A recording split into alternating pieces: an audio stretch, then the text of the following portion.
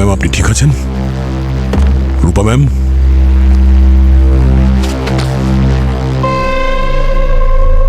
এই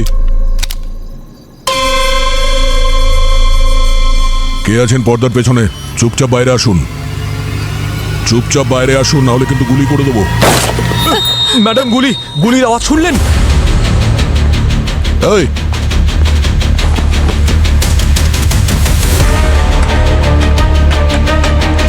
রূপা ম্যাম, আপনি ঠিক আছেন? রূপা ম্যাম, পুরবী, পুরবী কোথায় তুমি? পুরবী, পুরবী এখান থেকে কেউ পালিয়েছে গুলি চালিয়ে, দেখো তাড়াতাড়ি। স্যার, মেম সাহেব,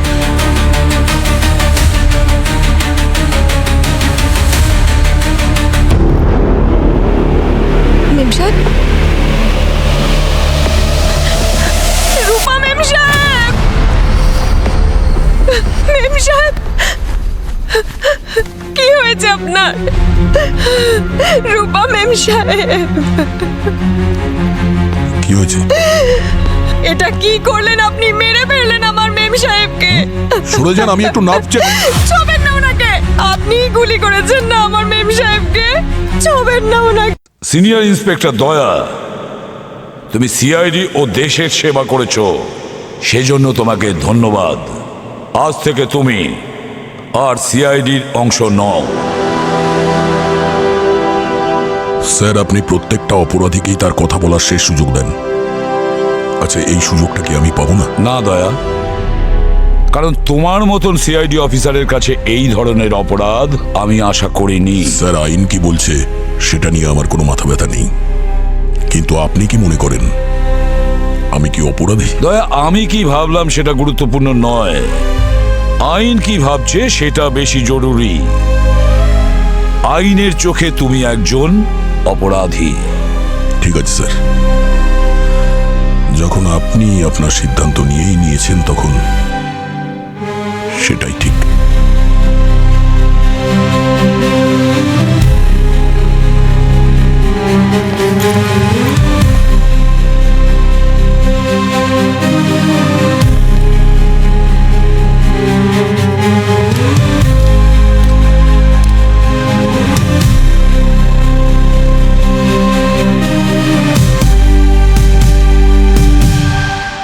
আমি অভয় কুমার, আজ 14 তারিখেই এই সিআইডি ব্যুরোতে এসেছি। আজ আমার বউয়ের প্রাণ সংশয় হয়েছে, সেটা এই সিআইডি অফিসারের হাতে, কিন্তু এনারা আমাকে কোনো সাহায্য করছেন না। যদি আমার বউয়ের কিছু হয়ে যায় না, তাহলে শুধুই সিআইডি লোকেরা দায়ী থাকবে। কাল রাত 2টো থেকে 4টের মধ্যে সিআইডি অফিসার ওকে মারতে চলেছে। এরকম যদি কিছু একটা হয় তাহলে আমি নিজেকে পুরো শেষ করে দেবো। আমি সিআইডি ব্যুরোতে আগুন জ্বালিয়ে দেবো, আগুন জ্বালিয়ে দেবো। অভয় নামের কোনো একজন তার স্ত্রীকে বাঁচানোর জন্য সিআইডির কাছে এসেছিল। এই যে এইটা, এই ভিডিওটা 4 ঘন্টা আগে ভাইরাল হয়েছে সোশ্যাল মিডিয়াতে বিচার চাওয়ার নাম করে। ও এসেছিল তো? তুমি এখানে ছিলে তো পঙ্কজ, রাত 10টার সময়? কেউ এসেছিল তো? ও এসেছিল স্যার, কিন্তু কিন্তু কি আমাকে জানাওনি কেন? স্যার, ও অদ্ভুত কথা বলছিল।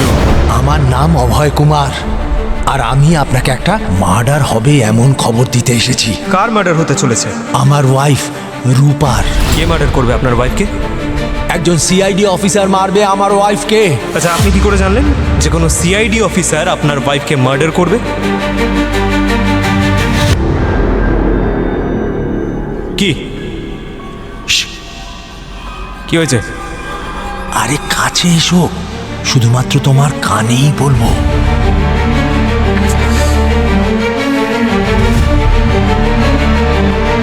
আমি না স্বপ্নে দেখেছি যে একজন সিআইডি অফিসার আমার বউকে খুন করছে।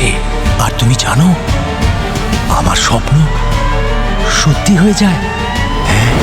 আমি তো প্রথমে ভেবেছিলাম ও কোনো প্র্যাঙ্ক করছে, মজা করছে হয়তো। আর রাতে লেটও হয়ে গেছিল, সেই জন্য আপনাদেরকে আর বিরক্ত করিনি আমি। প্র্যাঙ্ক? মজা করছিল?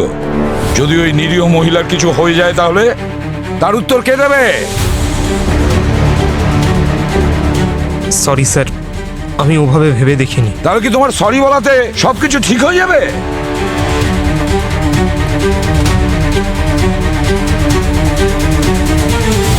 আমার কিছু ঠিক মনে হচ্ছে না অভিজিৎ। কিছু একটা ঘটতে চলেছে ওই রূপার সঙ্গে।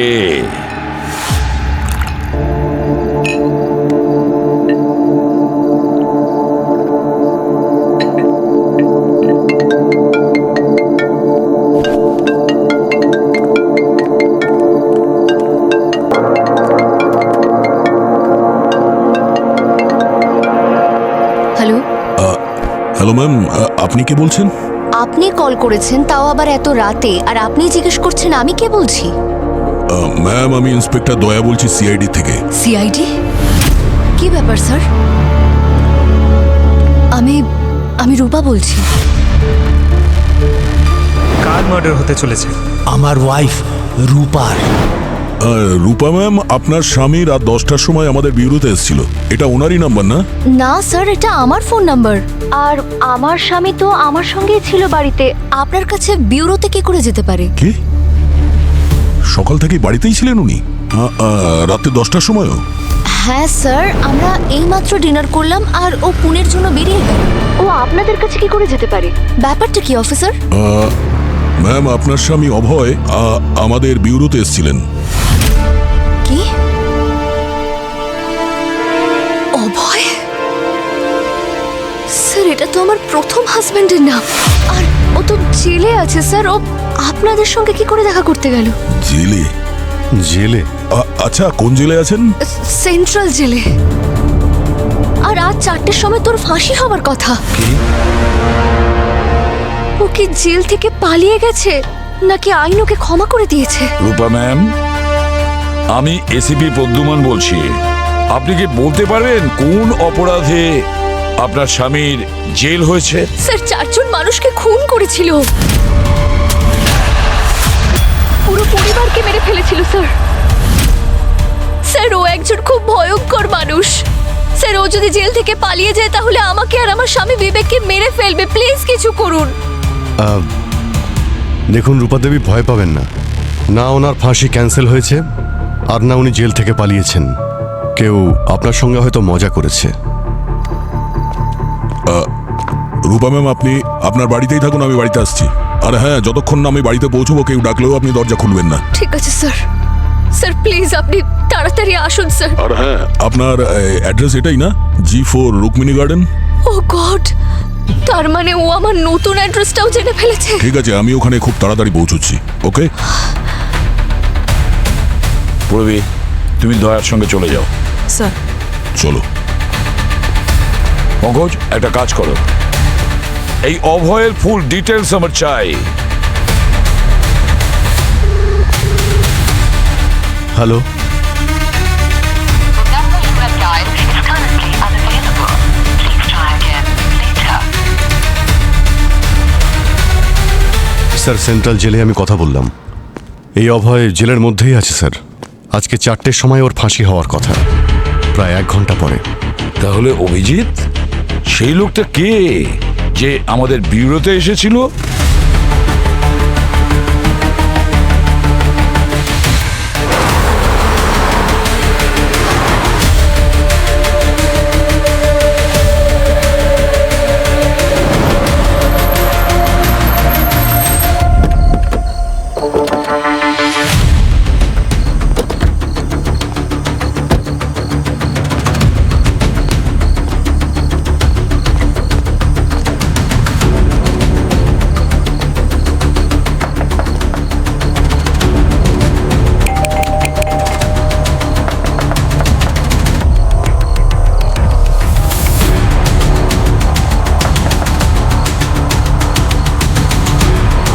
স্যার, দরজা তো খুলছে না।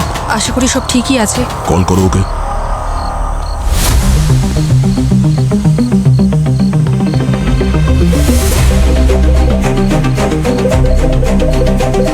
ফোনের রিংটোন তো শুনতে পাচ্ছি ভেতরে। মনে হচ্ছে দরজা ভাঙতে হবে। হ্যাঁ স্যার। আপনারা কারা আর এখানে কেন? সিআইডি। আপনারা কারা? সিআইডি? স্যার, আমার নাম হরিশ আর আমি এখানেই কাজ করি। আমি আসলে বিবেক স্যারের পার্সোনাল সেক্রেটারি। ও, আরও ও হচ্ছে পায়েল, আর ও এখানকার বাড়ির সমস্ত কাজকর্ম দেখে। কিন্তু কি হয়েছে স্যার? রূপা ম্যাম কোথায়? আসলে সাহেব, মেম সাহেব তো ঘুমোচ্ছেন। ঘুমোচ্ছেন? একটু আগেই তো ওনার সঙ্গে ফোনে কথা হলো, এত তাড়াতাড়ি কি করে ঘুমোতে পারেন? স্যার আসলে ম্যাডাম রাতে ঘুমের ওষুধ খেয়ে ঘুমোন, ও। তাই আপনাদের যদি কোনো আর্জেন্ট কাজ না থাকে তাহলে কাল সকালে আসুন। না, আর্জেন্ট তো আছেই। এই দরজার চাবিটা কি আপনার কাছে আছে না ভাঙতে হবে? না, তুমি যাও গিয়ে ওই অন্য চাবিটা নিয়ে এসো। হ্যাঁ আমি নিয়ে আসছি। এই লাইট এত কম কেন? মানে সমস্ত লাইট অফ করে শোয় নাকি রূপা ম্যাম? হ্যাঁ, না স্যার, এরকম তো আমি দেখিনি কোনোদিন। আমি তাও দেখছি একবার স্যার।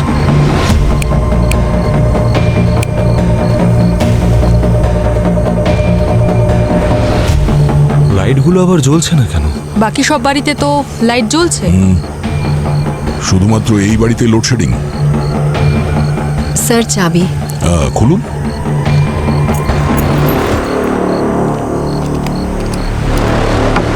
স্যার আমি ভেতরের লাইট একবার জ্বালানোর চেষ্টা করে দেখি।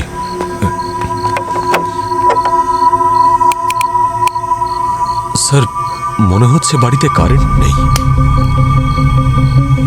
পুরবি, ওর সঙ্গে যাওয়ার মিটার বক্স চেক করো, দেখো কোনো প্রবলেম আছে কিনা। স্যার যাও। চলো।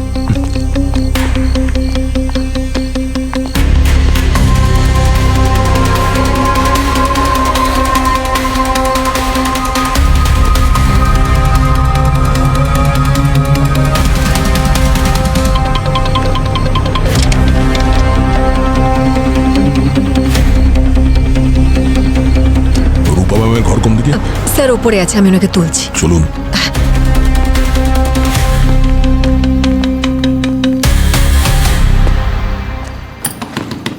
মেম সাহেব, মেম সাহেব দরজা খুলুন। সিআইডির অফিসাররা এসছেন, আপনার সাথে দরকার আছে। সাহেব, মেম সাহেব তো উত্তর দিচ্ছেন না। রূপা ম্যাম, আমি ইন্সপেক্টর দয়া বলছি সিআইডির থেকে। একটু আগেই আপনার সঙ্গে কথা হয়েছিল ফোনে। আপনি ঠিক আছেন তো? স্যার এইভাবে তো ম্যাডাম কখনো ঘুমোন না, সামান্য আওয়াজেও ওনার ঘুম ভেঙে যায় স্যার। একটু পাশে যান।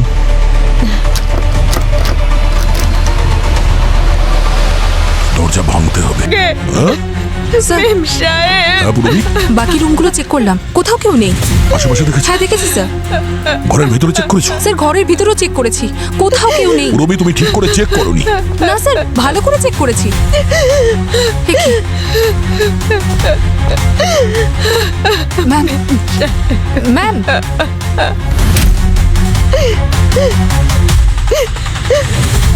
She is dead sir. মরে গেছে আমার মেম সাহেব, আর আপনার সাহেব মেরেছেন ওনাকে। একজন সিআইডি অফিসার মারবে আমার ওয়াইফকে?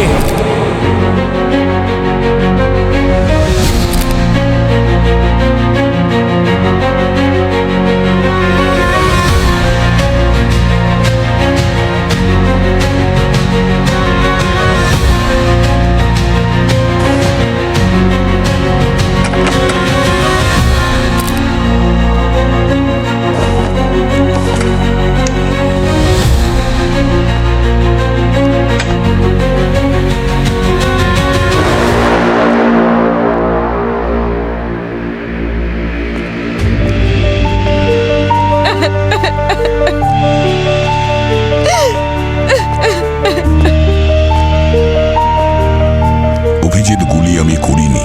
মিথ্যে বলছেন সাহেব, আপনিই গুলি করেছেন। এক মিনিট, আপনি চুপ করুন। বাইরে থাকুন যতক্ষণ না জিজ্ঞেস করা হচ্ছে। কিচ্ছু বলবেন না, প্লিজ বাইরে যান।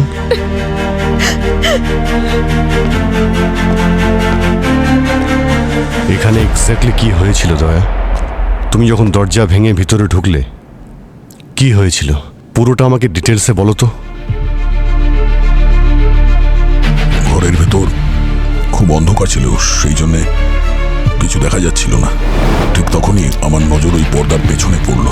কারোর জুতো ছিল, যেহেতু ছিল, আর ওকে আমি বলেছিলাম যে পর্দা থেকে বাইরে আসতে। আর তখনই গুলি করার আওয়াজ এলো। ঠিক সেই সময় গুলি চলার আওয়াজ হলো, কিন্তু গুলিটা তোমার বন্দুক থেকে চলেনি। না, অন্য কারো বন্দুক থেকে করা হয়েছে। আর ততক্ষণে রূপা বেঁচে ছিল নাকি মারা গিয়েছে? জানি না ভাই, আমি তো ওটাই বলছি। ঘরের ভেতরে অন্ধকার ছিল, কিছুই দেখা যাচ্ছিল না। কি সাহেব, কত মিথ্যে বলবেন? হ্যাঁ, লজ্জা করে না? ঘরে অন্ধকার থাকলে আপনি জুতো কি করে দেখতে পেলেন? 1 মিনিট, আপনাকে তো বারণ করলাম আপনি কোনো কথা বলবেন না।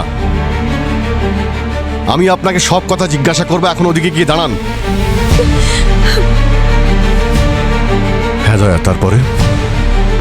তারপর যখন আমি ওদিকটা দেখলাম তখন ওখানে কেউ ছিল না, কিন্তু ওই জুতোটা ওখানেই ছিল। মনে হচ্ছে ও জানলা থেকে লাফিয়ে পালিয়ে গেছে।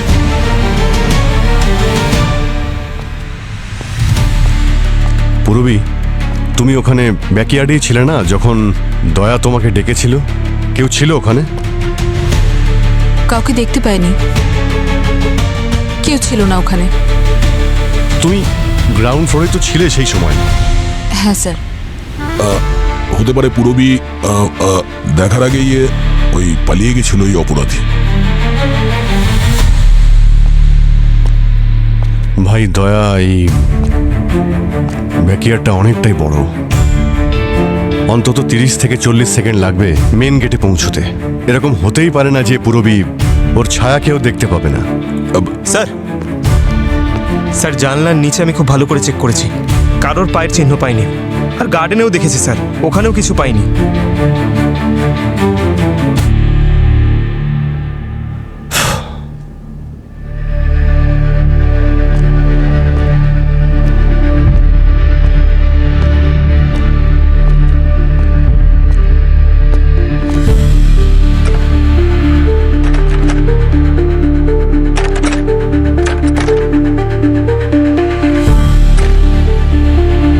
ভাই দয়া, এই জানালা তো খুলছেই না, ভিতর থেকে পুরোপুরি বন্ধ। হ্যাঁ, আমিও চেষ্টা করেছিলাম খোলার, কিন্তু খুব জ্যাম। আরে, যখন তুমিই জানতে যে এই জানালাটা খুলছে না, তাহলে খুনি এখান থেকে পালাবে কি করে? আরে ভাই, না হলে অন্য কোথা থেকে পালিয়ে গেছে ও। কোথা দিয়ে? তুমি এই দরজার সামনে দাঁড়িয়েছিলে, এখান থেকে তো যায়নি, আর এটা ছাড়া আর কোনো জায়গাও তো নেই। তাহলে ও কোথা দিয়ে পালিয়ে গেল? আরে ভাই, এই জানলা ফাল্লা ছেড়ে দাও, জানলা না তো অন্য কোথা থেকে গেছে। আমি যখন বলছি গুলি আমি চালাইনি, তো আমি চালাইনি। এখন আমরা আসল খুনিকে ধরার জন্য ইনভেস্টিগেশন স্টার্ট করতে পারি। হ্যাঁ, সেটাই তো করছি আমরা, সেটাই করছি। গার্গী, স্যার। তুমি এখানে কি কি এভিডেন্স পাচ্ছ? স্যার, এখন তো এটুকুই বলতে পারি যে বডিতে বুলেট পেট থেকে ঢুকেছে, আর বডিতে কোথাও এক্সিট ওন্ড নেই। মানে হলো বুলেট এখনো বডির ভেতরেই রয়েছে। দয়া, যখন গুলি চালানো হয়েছিল তখন বডির পজিশন এরকমই ছিল? আরে ভাই অভিজিৎ, আমি তোমাকে বলছি যে ঘরের মধ্যে অন্ধকার ছিল। এই রূপা ম্যাম কি পজিশনে শুয়েছিলেন আমি দেখতে পাইনি। যখন তুমি ভিতরে ঢুকেছিলে তখন এটা তুমি চেক করোনি যে রূপা ঠিক আছে কিনা? যখন আমি ঘরের মধ্যে এলাম তখন খুনি সামনে ছিল, তখন তো আমি ওকে ডিল করবো না। ঘরের মধ্যে আর কেউ ছিল না দয়া, এই ঘরের মধ্যে দুজন ছিলে, তুমি আর রূপা। কি বলতে চাইছো তুমি, যে রূপাকে গুলি আমি করেছি? আমি সেটা বলতে চাইছি না। ঠিক আছে, যখন কারেন্ট এলো তখন রূপার বডির পজিশন কেমন ছিল? আরে আমি দেখতে পাইনি, ততক্ষণ এই পায়েল ভেতরে চলে এসেছিল, এর জন্য আমি কিছুই দেখতে পাইনি। বাহ সাহেব বাহ, এটা ভালো। খুন করলেন আপনি আর দোষ দিচ্ছেন আমাকে। রূপা, রূপা, রূপা, দাঁড়ান, দাঁড়ান। ও গড, এদিকে আসুন। এটা কি করে হলো? কে করেছে এই সমস্ত? সাহেব, ইনি মেরেছেন আমাদের ম্যাডামকে। কেন? কি শত্রুতা ছিল তোমার আমার বউয়ের সঙ্গে? কি শত্রুতা ছিল? এক মিনিট, এদের সবাইকে বাইরে নিয়ে যাও না। বাইরে দাঁড়ান, বাইরে যান, বাইরে নিয়ে যান, বাইরে দাঁড়ান, পরে দেখছি। নিজের অফিসে বাইরে দাঁড়ান।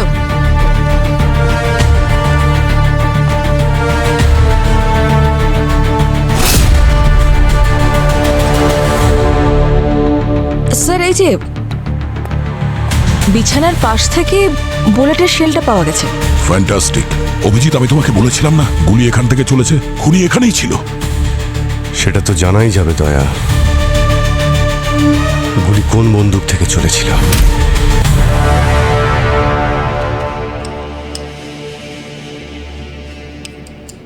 এখানে তো 9টা বুলেট আছে, 10টা থাকার কথা, একটা কম। জানি না স্যার, আমি চেক করিনি।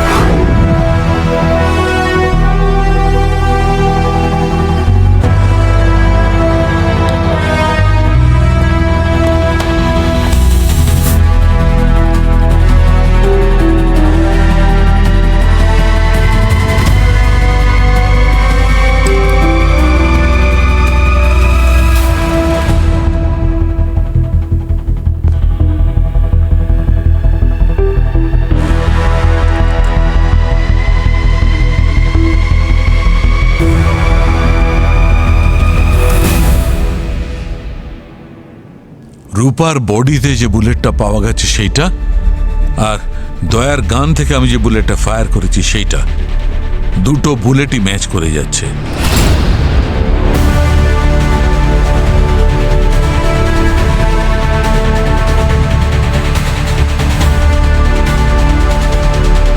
রূপার মৃত্যু তোমার গান থেকে চালানোর কারণেই হয়েছে দয়া। এটা কি করে হতে পারে স্যার? আমি যখন গুলি চালাইনি তখন রূপা আমার গুলিতে মারা যায় কি করে? তাহলে এটা কি দয়া? এটা কি? স্যার, যে সোয়াব আমি দয়া স্যারের হাত থেকে নিয়েছিলাম তার রিপোর্ট চলে এসেছে। কি? স্যার, দয়া স্যারের হাত থেকে গান পাউডারের ট্রেসেস পাওয়া গেছে। আর রূপার টাইম অফ ডেথ অলমোস্ট তখনই যখন সিআইডির টিম রূপার বাড়িতে উপস্থিত ছিল।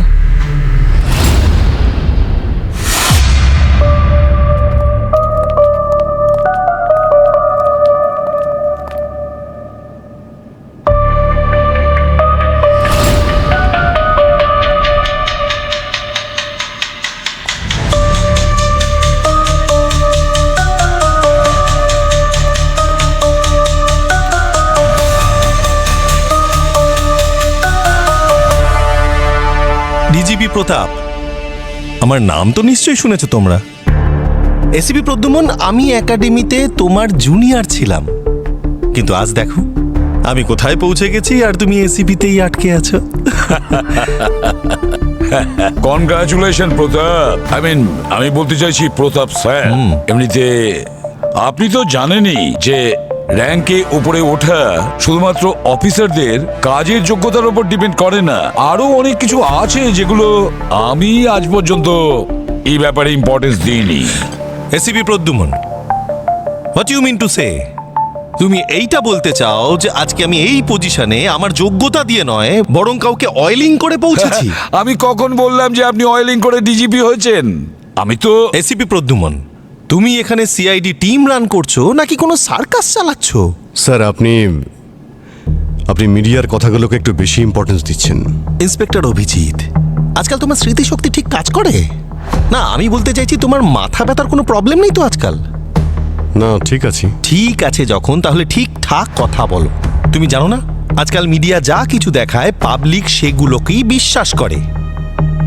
আর এসিপি, তোমার জন্য হোম মিনিস্ট্রি আমার ঘাড় চেপে ধরেছে। এখন আমি কি জবাব দেব?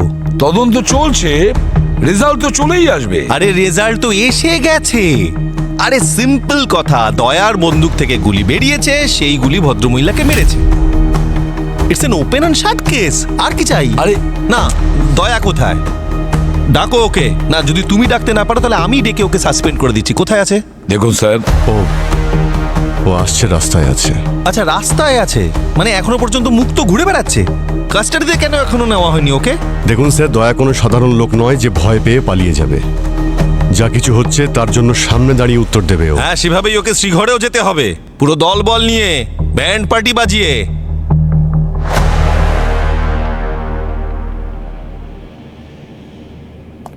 ডক্টর সালুখে। Yes sir. নমস্কার। তো কি বলছে আপনার সায়েন্স? দয়া নির্দোষ নাকি অপরাধী? ওয়েল স্যার, এখনো পর্যন্ত সমস্ত রিপোর্ট তো দয়ার বিপক্ষে। কিন্তু এটা কনফার্ম যে দয়ার বন্দুক থেকে গুলিটা বেরিয়েছিল। Right sir. আচ্ছা, একটা কথা বলুন, যদি দয়ার জায়গায় অন্য কোনো মানুষ হতো আর এই সমস্ত তথ্য প্রমাণগুলো থাকতো তাহলে?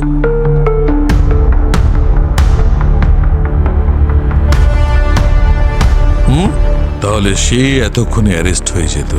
Correct. ACP Pradyuman, doctor Salunkhe কি বললো সেটা কানে ঢুকেছে আপনার? ও এতক্ষণে অ্যারেস্ট হয়ে যেত।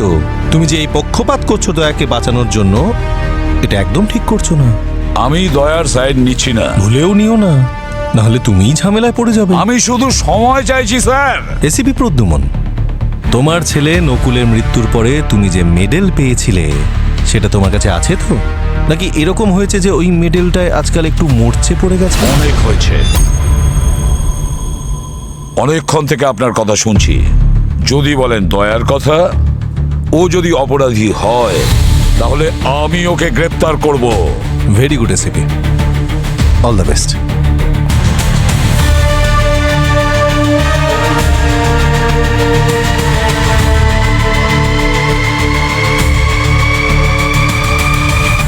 সিনিয়র ইন্সপেক্টর দয়া, তুমি সিআইডি ও দেশের সেবা করেছো, সেজন্য তোমাকে ধন্যবাদ। আজ থেকে তুমি আর সিআইডির অংশ নও।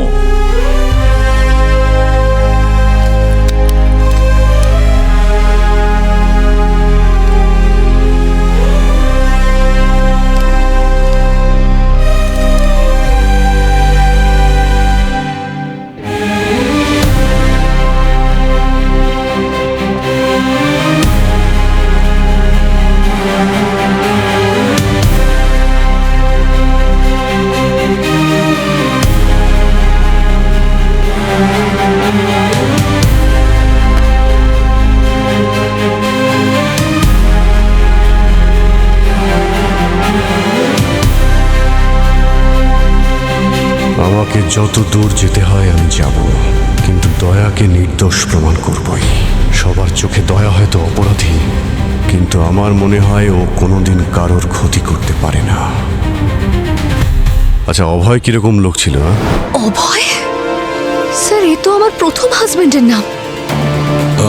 কোন জেলে? সেন্ট্রাল জেলে। এই অভয় জেলের মধ্যেই আছে স্যার, আর 4টের সময় ওর ফাঁসি হতে চলেছে।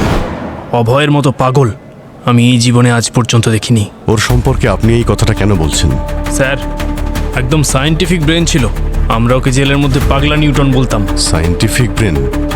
সবসময়ই কিছু না কিছু আবিষ্কার করতেই থাকতো। হ্যাঁ, কি কি আবিষ্কার করেছিল? কি বানিয়েছিল? কিছু একটা মেশিনের মতো বানিয়েছিল।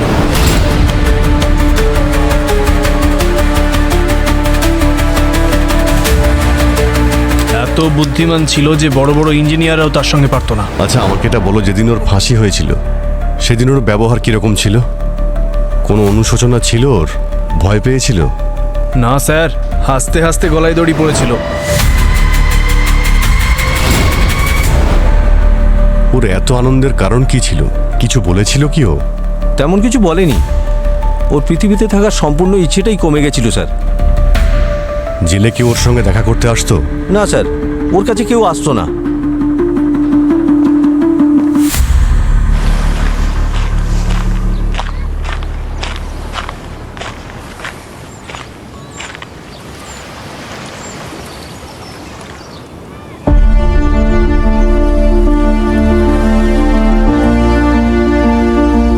কি ব্যাপার? সিআইডি অফিসার একজন অপরাধীর সঙ্গে দেখা করতে এসছে? না, একজন বন্ধু এসেছে তার বন্ধুর সঙ্গে দেখা করতে। তুমি জানলে কি করে যে আমি এখানে আছি? আরে ভাই, এতটুকু তো আমি চিনি তোমাকে। যখনই তুমি টেনশনে থাকো এখানেই চলে আসো। সবকিছু শেষ হয়ে গেছে ভাই, সবকিছু। এত বছরের পরিশ্রম, সততা, সবকিছু এক নিমেষে শেষ হয়ে গেছে। কিচ্ছু শেষ হয়নি ভাই। সিআইডির হাত থেকে আজ পর্যন্ত কোনো অপরাধী বাঁচতে পারেনি, আর এইবারও বাঁচতে পারবে না। তুমি কি বিশ্বাস করো যে এই খুন আমি করিনি? ভাই, আমার তোমার ওপর নিজের থেকেও বেশি বিশ্বাস আছে। আর ওই প্রমাণ, ওটা তো অন্য কিছু বলছে। আরে আমরাও প্রমাণ খুঁজে বের করব। এত বছর ধরে এইসবই তো করে আসছি। শুধু তুমি ভেঙে পড়ো না। যে দয়ার কথা বলছেন না আপনি, আজ পর্যন্ত সে 43টা গুলি খেয়েছে আইন আর ন্যায়কে রক্ষা করতে। 43টা গুলি? এতগুলো গুলি তো আমি আমার কেরিয়ারেও চালাইনি কখনো। কিন্তু ও খেয়েছে, কখনো হাতে, কখনো পায়ে, পিঠে, বুকে, সারা শরীরে আঘাত আছে ওর। আর আপনি দয়াকে এত সহজে অপরাধী সাব্যস্ত করতে চাইছেন? স্যার, কখনো আপনি ভেবে দেখেছেন ওর মনের অবস্থাটা কিরকম হচ্ছে? ওর নিজের টিম ওকে সঙ্গ দিচ্ছে না। এসিপি প্রদ্যুমন, থামতে বলো ওকে, ব্রেক লাগাও। ও নিজের প্রোটোকল ভুলে যাচ্ছে। এইভাবে ডিজিপির সাথে কথা বলতে হয়? একদম নয় স্যার। আসলে আপনাকে কি বলবো স্যার, এই যে বন্দুক আছে তার ব্যারেলস থেকে গুলি যখন বেরিয়ে পড়ে সেটা রিভার্স আর হয় না। হ্যাঁ স্যার, আমি বুঝতে পারছি না আপনি দয়াকে অপরাধী প্রমাণ করার জন্য এত ব্যস্ত কেন হয়ে পড়েছেন। দয়া ফেসে গেলে আসল অপরাধী তো বেঁচে যাবে। না, তুমি বলতে কি চাও? তুমি এটা বলতে চাও যে দয়াকে কেউ ফাঁসাতে চাইছে? সে দয়ার থেকে গানটা নিল, গুলিটা মারলো, গুলি মেরে দয়ার হাতে আবার গানটা ফেরত দিয়ে দিল। হ্যাঁ, এক মিনিট কি বললেন আপনি?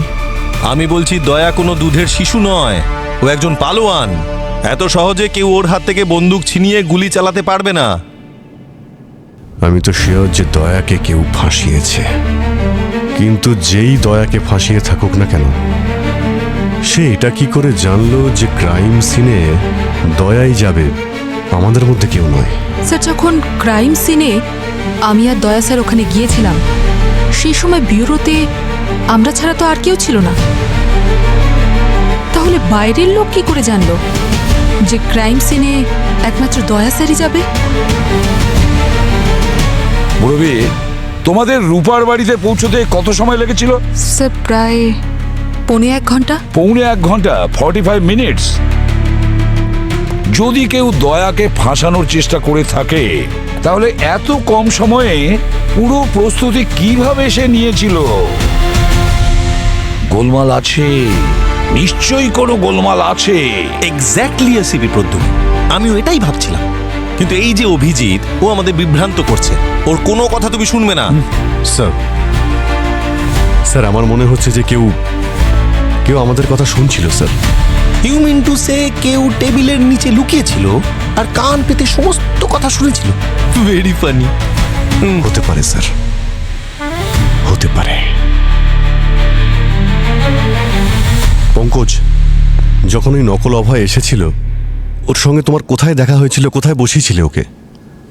স্যার, এই যে এখানে বসিয়েছিলাম স্যার।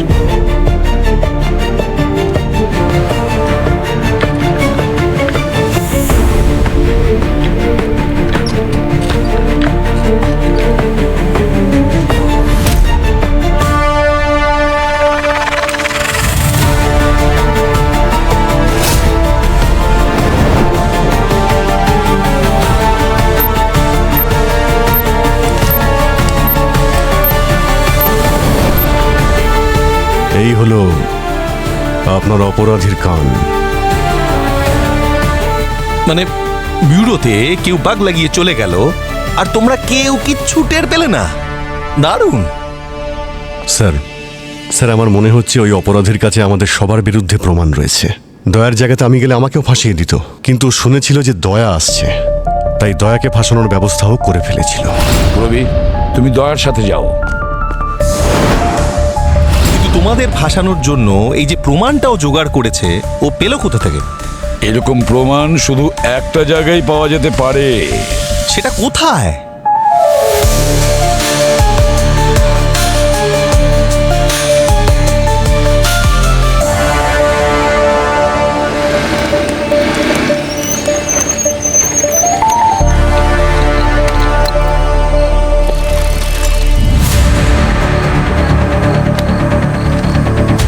ভাই অভিজিৎ, আমার সঙ্গে যা হবে তা তো হবে, কিন্তু আমার জন্য তুমি যে রিস্ক নিচ্ছ না, তোমার উপর যদি কোনো দোষ এসে যায়, তাহলে আমি নিজেকে কখনো ক্ষমা করতে পারবো না। আরে কি বলছো ভাই? বন্ধু মনে করো, আবার এই কথাও বলছো? কিচ্ছু হবে না, চলো দেখি কি করে তোমাকে নির্দোষ প্রমাণ করা যায়। অভিজিৎ, আমার একটা কথা কিছুতেই মাথায় ঢুকছে না। যদি এই নকল অভয় আমাদের ব্যুরোতে ওই ভয়েস রেকর্ডার লাগিয়ে থাকে কিছু জানার জন্যে, তাহলে ও কি আগেই আমার বিরুদ্ধে সমস্ত প্রমাণ জোগাড় করে রেখেছিল আমাকে ফাঁসানোর জন্যে? এক্স্যাক্টলি দয়া, গান রেঞ্জের ওখান থেকে আমাদের সবার বুলেট আর শেলও জোগাড় করে রেখেছে।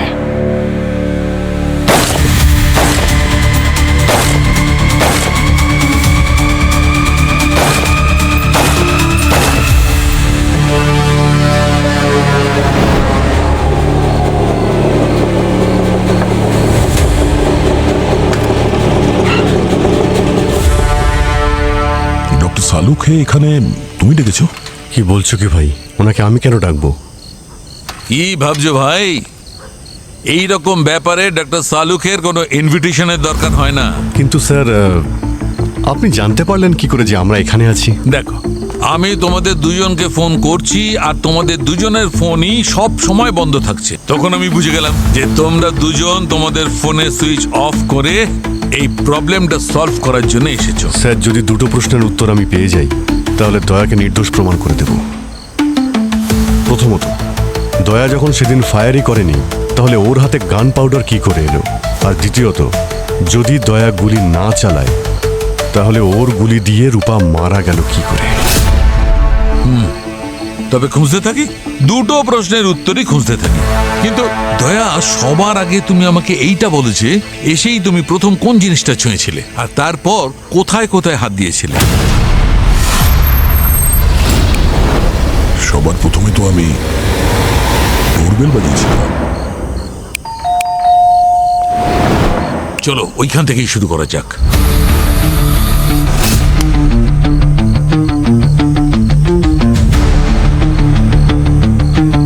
এখানে কিছু নেই বস।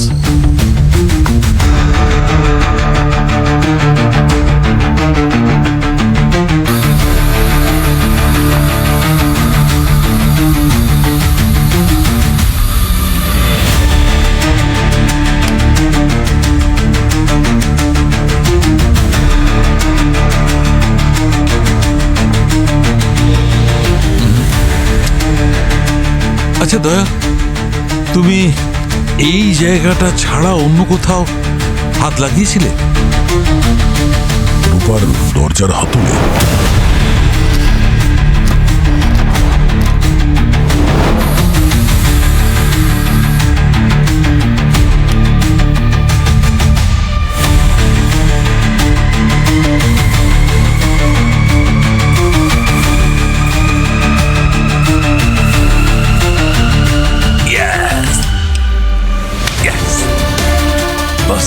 অভিজিৎ, এইখান থেকেই এসেছে গান পাউডার দয়ার হাতে।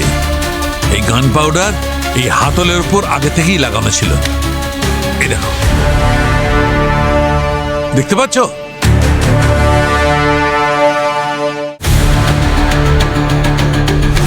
30 ডিগ্রি অ্যাঙ্গেল থেকে গুলিটা একটা প্রশ্নের উত্তর পেয়ে গেছি যে দয়ার হাতে গান পাউডারটা কোথা থেকে লেগেছিল। এবার এটা যদি জানতে পারা যায় যে দয়ার বন্দুক থেকে রূপার খুন হলো কি করে, খুঁজে দেখা যাক না। এই প্রশ্নের উত্তরটাও খুঁজলেই পাওয়া যাবে। তুমি এক কাজ করো, তুমি বেডের উপর শুয়ে পড়ো। স্যার আমি কি এখানে শুতে এসেছি নাকি? আরে জানি বাবা, কিন্তু প্রশ্নের উত্তরটা পাওয়ার জন্য কিছুক্ষণ তুমি এখানে শুয়ে পড়ো। আমি এটা জানতে চাই যে রূপাকে গুলিটা কোন অ্যাঙ্গেল থেকে করা হয়েছে। ওকে, শুয়ে পড়ো।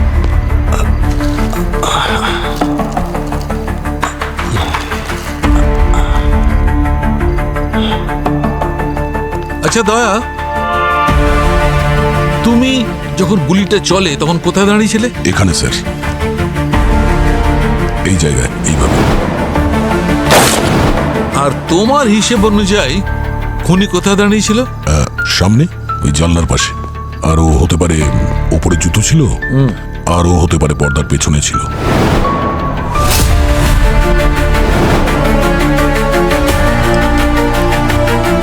এক কাজ করো, তুমি এই লেজার লাইটটা অভিজিতের পেটে ঠিক সেইখানে মারো যেখানে রূপার গুলি লেগেছিল। মারো।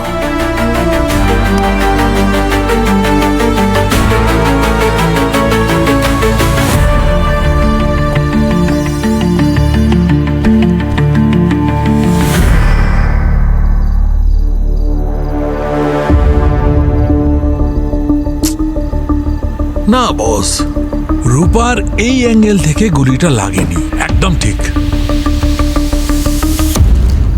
তাহলে তো স্যার সবকটা অ্যাঙ্গেল থেকে চেক করতে হবে যে রূপার গুলিটা কোন অ্যাঙ্গেল থেকে লেগেছিল।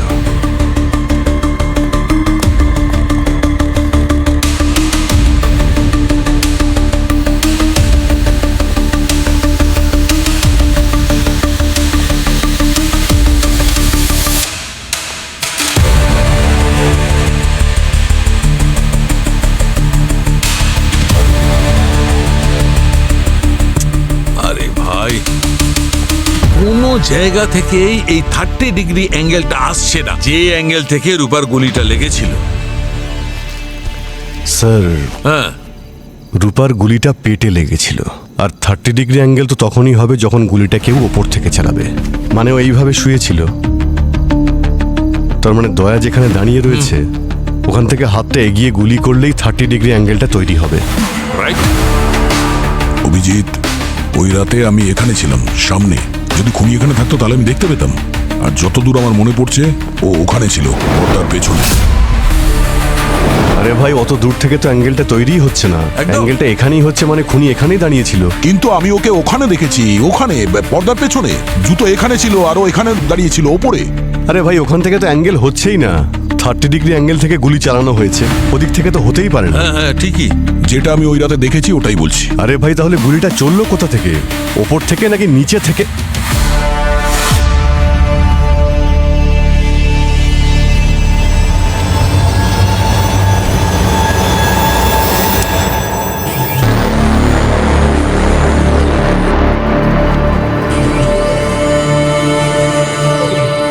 এটা কিসের আওয়াজ?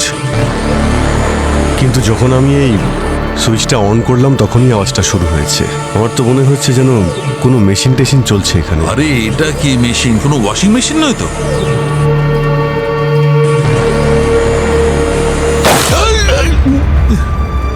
ঠিক এরকমই গুলি চালিয়েছিল ওই রাত্রে, এইখান থেকে। হ্যাঁ, আমার তো বেডের ওপরেও কেমন একটা ভাইব্রেশন ফিল হলো। হ্যাঁ ডক্টর সালুকে, আপনি ঠিক আছেন তো? হ্যাঁ, আবার চলেছে, আবার চলেছে। স্যার, গুলিকে চালাচ্ছে। 1 মিনিট। হ্যাঁ, এখানে এসে দাঁড়াও, সেদিন যেমন দাঁড়িয়েছিলে। তুমি হেঁটে এসে এখানটা একবার দাঁড়াও তো।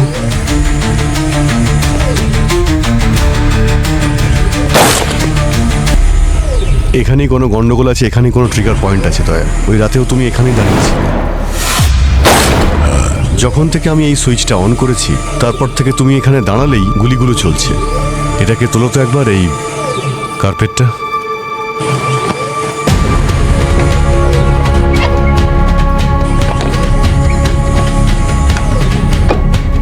ও মাই গড!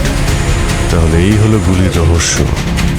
যখনই তোমার পা এখানে এসে পড়ে তখনই গুলি চলেছিল। তাহলে এই 30 ডিগ্রি হয় ওপর থেকে হবে, আর তা না হলে নিচ থেকে, বেডের নিচ থেকে।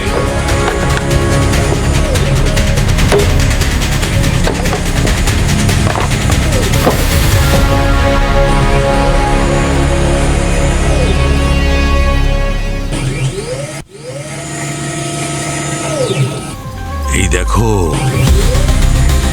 এটাই হচ্ছে সেই মেকানিজম যেখান থেকে গুলি চলে।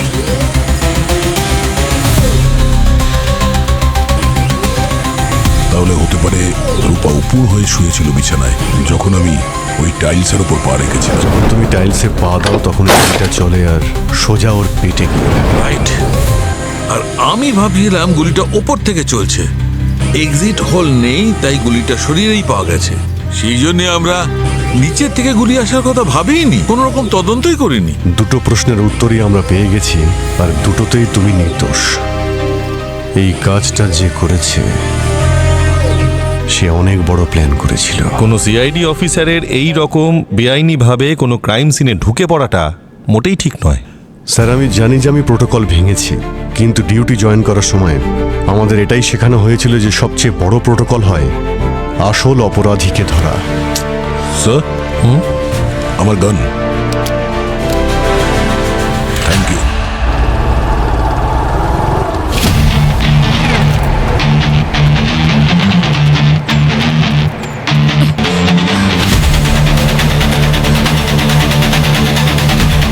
দাঁড়া। নকল অভয় সেজে বিউরো কেন এসেছিলি? ও, তাহলে এসব তুই করেছিস? বন্দুক থেকে গুলি চুরি করে কেন ফাঁসালি দয়া স্যারকে? বিউরোতে রেকর্ডার কেন লাগিয়েছিলিস? নিজের কোনো উদ্দেশ্য ছিল নাকি অন্য কারোর কথায়? আমি বলেছিলাম না আমার স্বপ্ন সত্যি হয়, কিন্তু আজকে না আমি আমার নিজেরই মরে যাওয়ার স্বপ্ন দেখেছি। এই কি করলি? দাঁড়া, দাঁড়া। এই! ওকে বিষ খেলো? আরে হসপিটালে নিয়ে যাই ওকে। কোনো লাভ নেই, হি ইজ ডেড। মনে হচ্ছে ও একটা বোরে, কারোর ইশারায় ও করছিল কাজগুলো। ফোনটা একবার চেক করে দেখি, যদি কিছু পাওয়া যায়।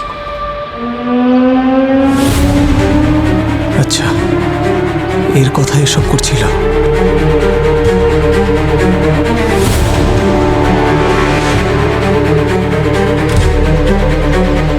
স্যার, জানা গিয়েছে খুনিকে।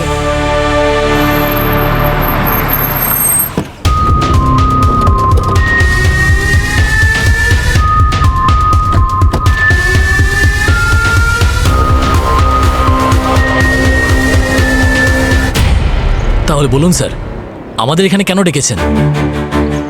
আর এনাকে কেন এখনো জেলে পাঠাননি? আমার মৃত স্ত্রী কি বিচার পাবে না স্যার? হ্যাঁ, বিচার পাবে, অবশ্যই পাবে, তবে সেটা খুনিকে জেলে পাঠানোর পরে, যে এই সময় আমাদের সামনেই রয়েছে। তাহলে কি বলতে চাইছেন আপনি?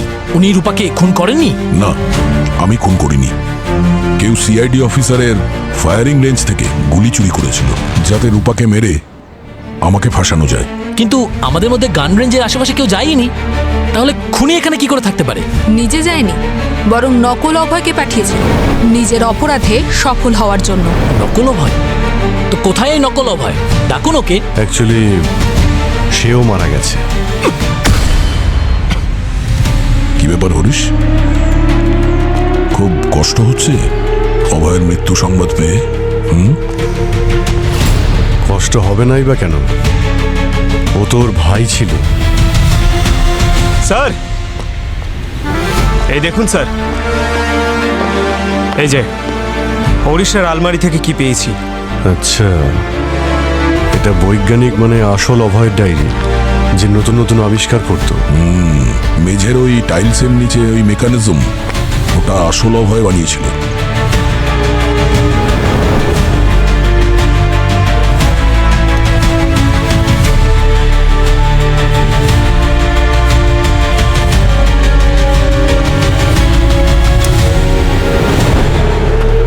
আরে আরে আরে, কোথায় পালাচ্ছ? হ্যাঁ, তোমার দাঁতের মেকানিজম পাল্টাতে হবে এখন। অভয় স্যার ছিলেন আমাদের আইডল, একজন ভালো মানুষ। উনি আমার আর আমার পরিবারের জন্য অনেক করেছেন স্যার। ওনার প্রতি আমি চিরকৃতজ্ঞ থাকব। আদালতে যখন স্যারের ফাঁসি ঘোষণা হলো, আমাদের সেটা সুবিচার মনে হয়নি। বাহ বাহ বাহ, তোমাদের দুজনের সুবিচার মনে হয়নি?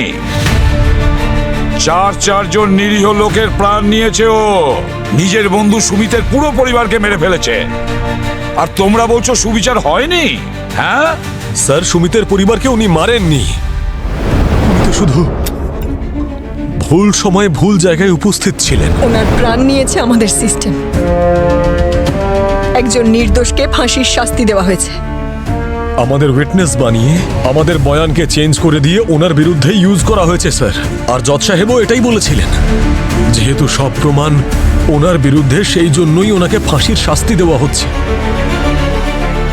যেখানে অভয় স্যারের কাছে সুমিতের পরিবারকে মারার কোনো কারণ ছিল না স্যার। এবার আপনিই বলুন স্যার, এটা কি অন্যায় নয়?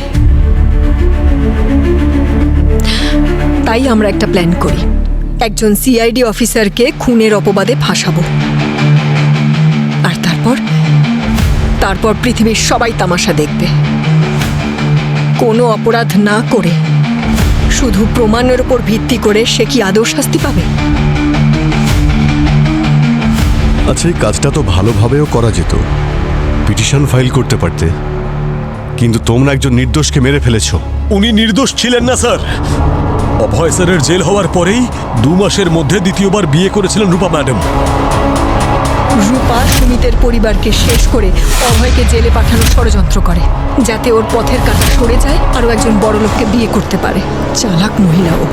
শুধুমাত্র তোমরা রূপাকেই খুন করনি, বরং ইন্সপেক্টর দয়ার মতো সৎ এবং এফিসিয়েন্ট অফিসারকে কালিমালিপ্ত করার চেষ্টা করেছো। আইন তোমাদের কঠিন থেকে কঠিনতম শাস্তি দেবে।